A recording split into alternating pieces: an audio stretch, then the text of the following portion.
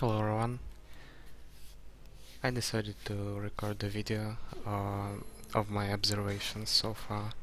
I'm playing in the closed beta number 3, international closed beta, and when I was preparing to this beta I couldn't find any detailed information on how Cleric class works, and I was trying to do some researches. I was trying to find some formulas and such, but I couldn't really come up with a good idea of what I'm going to do in this game if I'm going to start it.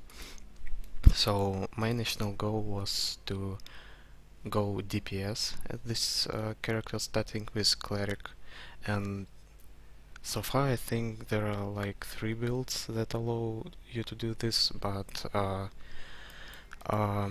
only thought about 2 of them. One of them is a monk with Sage, which is a physical DPS.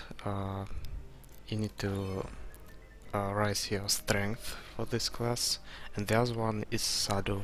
Sadhu is um, it's a closed combat character, but his damage scales from intelligence, so for Sadhu you need to raise your intelligence, because Sadhu has a spell which lets you to get out of your body and fight with your spirit, and that spirit damage scales from your int. So I was trying to decide which one should I choose, but I couldn't find any good information. So I don't really know how relevant this information will be when I'm like level 100, but I think that sharing this information might help somebody else in the future. So right now I'm on my physical DPS guy, which will probably go to monk. So far I've picked 2 clerics and one dive derby, and what I found interesting in all this healing ability, it's very strong even if you don't raise your intelligence. It says in the formula that it restores 10% of your health plus some range. Like on this spell currently it says 199 to 235, but if you don't go intelligence, the reason why this spell is strong is because of those 10%. So on level 5, which is available to you as cleric number 1, you can heal 50. You can heal half health to any character, no matter what your intelligence is. And right now I have 3000 HP, and for that I have 30 con. It's an average amount for a melee character, I guess, for melee DPS. My mate who we are playing with is playing tank, and he's going very heavy in con, and he currently is about 10 levels above me, and he has like 5000 health, I guess. So a tank of my level will have like I think 6000, and being a strength based character, it doesn't matter that I don't have int. I can heal like 3000 to that guy who has a lot of health. So I found that very interesting, because at first I thought that I'll be going int just to make my healing ability more useful. What else? Safety zone ability. This one is very tricky. The description doesn't sound very appealing it blocks a certain amount of attacks from creatures, but the reason this spell is strong is because it lets you to very easily handle almost any bosses. So far in this beta, this might be changed in the future, I don't know. So far this spell blocks any damage that is coming from anyone, but it doesn't block the knockback effects. So for example, if I put the safety zone here and I'm getting knockbacked here, I won't take any damage, but I will be pushed away from my zone, and therefore I will start taking damage unless I will run back at there. That's a very strong ability for bosses, and it goes very well with the protected zone. The protected zone is also a very good skill. This skill creates this kind of circle, and when a monster enters in, he starts getting debuff stacks. This debuff stacks up to like 30 right now, I guess, but I have this skill maxed out and also boosted by attributes. So when a monster enters, he initially has only one stack, and it goes up like every, I think, twice every second or so, quite fast. And by the end of this thing, you have a lot of additional damage. I've noticed right now that I get about 70% increase in my damage, and this also allows you to kill bosses very easily as this character, even though this character lacks any physical abilities up to Circle 3, up to this ability right now. If you go Crevice here, you won't have any abilities even further. So these two spells are must-have for killing bosses. So you always keep your circle up and try to make so that the boss is standing in the same spot, so you get stacks, and you maybe like run around him, and when he gets a lot of stats, you just put your safety zone and start attacking him to maximize your damage. The way this thing works, right now you see that I have a zone, but I can put another one, and it's very interesting as well. If two zones overlap on the same creature, they start to generate more stacks. Well, they start to generate them much more frequently right now. So it kind of goes much higher than if you had only one zone there, but like for example, I'm creating my first zone and the boss stands here, like he gets like 1, 2, 3, 4 stacks, but then I put another zone here, they start generating more, and when the first one ends, the stacks will be resetted. So right now the monster will get twice as much stacks per second, but by the time the first circle will fade, the stacks will be resetted. Like right now the monster will only have one stack. This trick might be very efficient, I think, in the future when you will have more bursting abilities. So these two spells, to summarize them, they're extremely powerful if you're going strength and you want to kill bosses. The bosses are kinda grindy here because all you can do is auto attack them, but with these two spells they make it much easier. As for healing, at first stages of the game it's kinda useful as a damaging spell, but later you only want to use it for healing. You don't really want to use it for making damage because it destroys your mana very quickly. You see, guys will be running over, and I don't even know how much HP they have. I'll just restore it as a strength character.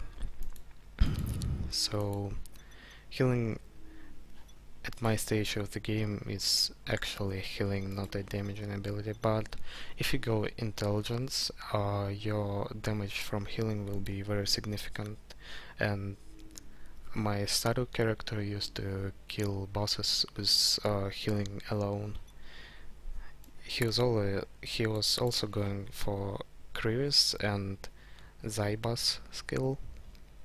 It's an intelligence based skill that also does damage, and I would say an intelligent based cleric deals with bosses much faster, but it also depends on your mana. You'll probably need quite a bit of mana potions. It's more comfortable as an intelligence character so far. Um, so yeah, there were the cleric spells of the first circle.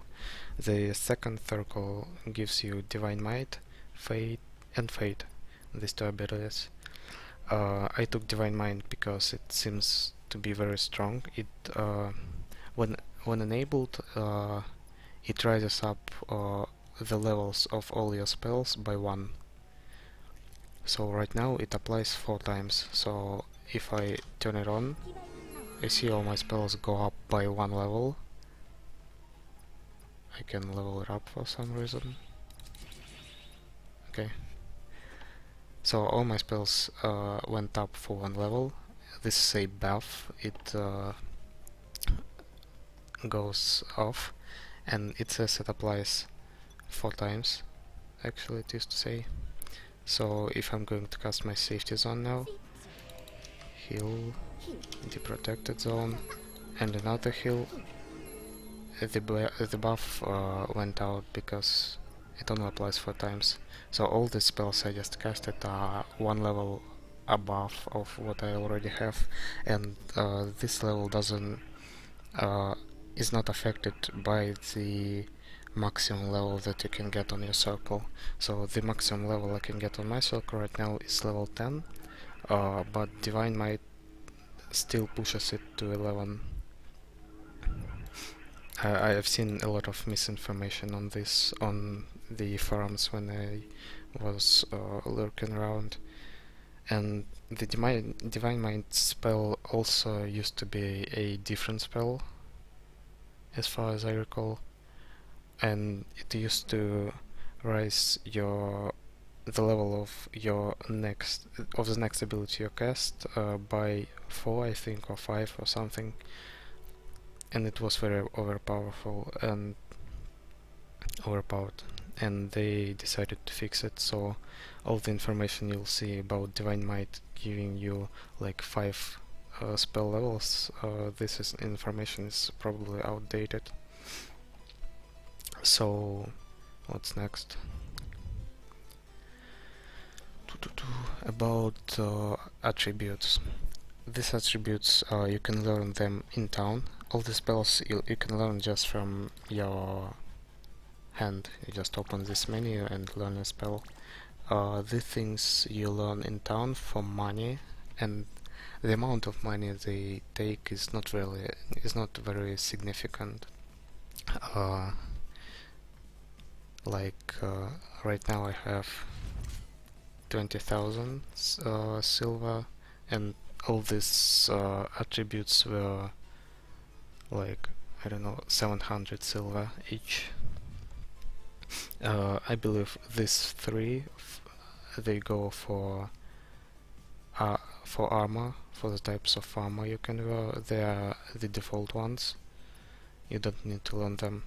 Weapon swap you can learn at very early level. It allows you. It creates this kind of menu, and you can switch between your weapons very easily. It didn't work right now. I don't know why. Whatever. You just put your weapon from your inventory here, and you can switch between them. It's useful because each weapon has an attribute. an attack attribute. Like you see this sword says one-handed sword slash. It means that it produces the slash type of attacks, and this blunt says strike. It means that it produces strike type of attacks, and it's quite significant if you want to X up, and if you have some bonus damage to your enemies, it really speeds up the process.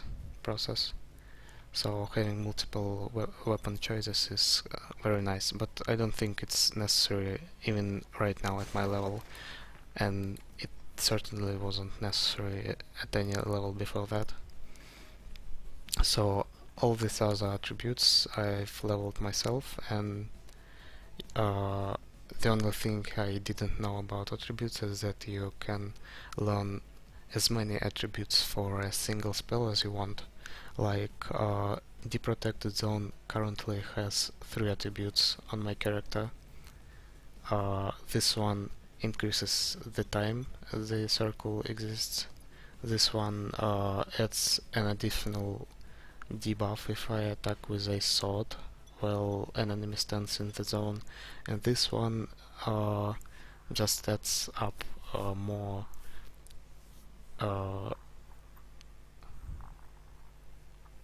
like it makes me so that I deal additional damage. I don't know how to explain this, and I don't really know how this exactly works. So yeah, one spell can have multiple attributes. What else?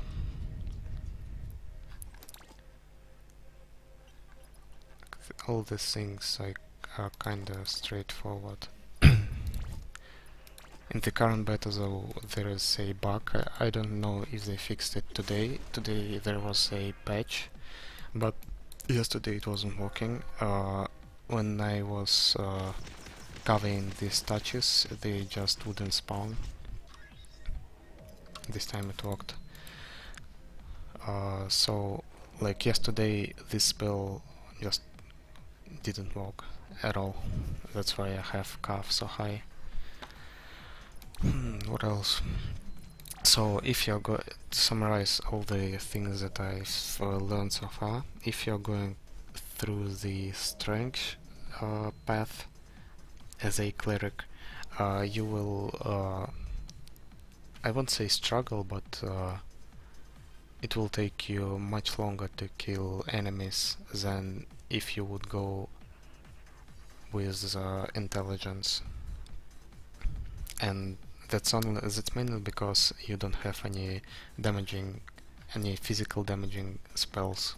Even this spell, it has cooldown and it costs a lot of mana.